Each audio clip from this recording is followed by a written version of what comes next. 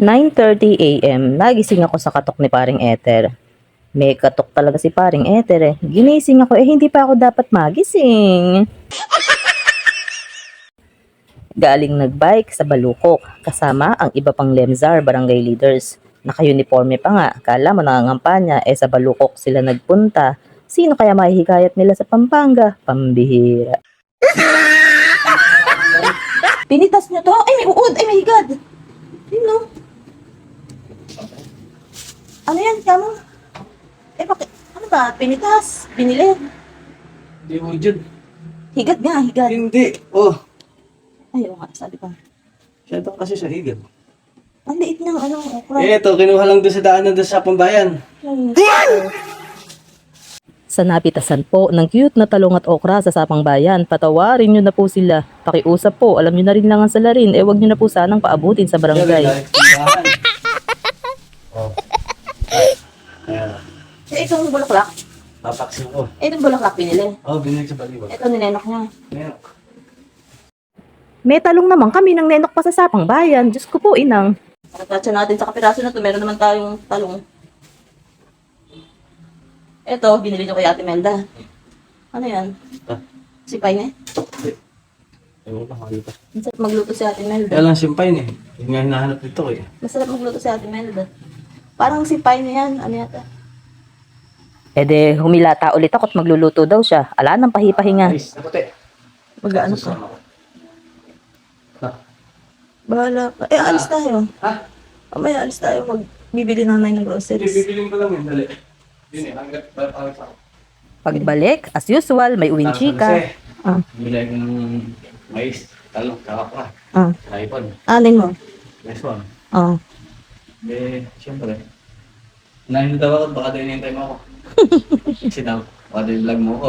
Sabi ko, natutulog pa. Tumutulog pala ako eh. Aba at VIP, may express lane na sa bilihan ng ulam. Ay, huwag na kayo yung kalapati ko. Gutom na yung kalapati ko, gutom na.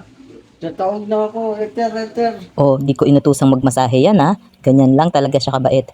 Ilang linggo na kasi ang masakit, kaya humihiga na lang ako. Tapos, Ay, ka muna. Timpla kitang kape? huwag pahinga. Para paanod. Timpla kitang kape? Style ko lang mag-alok ng kape. Ang ending, siya rin ang nagtimpla. Ako, di mo pinagtimpla. Diyos ko, marimar. Marimar. Ala din tong si paring Ether inalok ko na ng kape, hindi pa ako pinagtimpla. Tagal yung suman. Bigay lang doon sa may angel seed. Sa may nagtitinda doon. Humingi ka sa mga tindera? Hindi. Ano yan? Pidap kung tawagin pag sa driver. Ano pidap? Yan yung mga binibigyan nila doon sa mga driver. Kasi hihinto namin doon yung paseros. O di humingi ka nga sa tindera. Automatic yan. Pag wala, hindi ko siya din dadalhin mga paseros ko. Diyan din. O di hindi nga. Automatic yan. Alam nila yun. Pag namili yung mga pasahero mo, bibigyan yung driver. Automatic yun. Kahit di mo sabihin, bibigyan ka lang. Ikaw, pero sinabi mo, Hindi ko penge. sinabi. Siyempre, naiya ako. Natuhunan sila. Ba't nanghihingi ka pa ng sawsawan? Asawan, saan ko isasaw-saw to?